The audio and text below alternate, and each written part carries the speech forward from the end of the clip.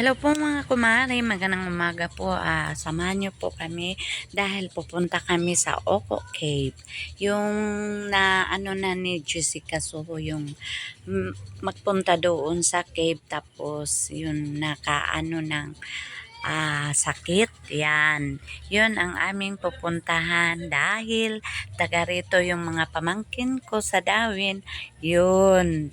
Doon kami dadaan dahil pupunta po kami sa Mag-Aso. Pupunta po kami sa Mag-Aso Steam, Volcanic Steam. Pagkatapos, punta din kami ng Pulang Bato Falls. Kaya, yun, para sulit dito lang kami dumaan. Bahalag ang pangit ng daanan dito.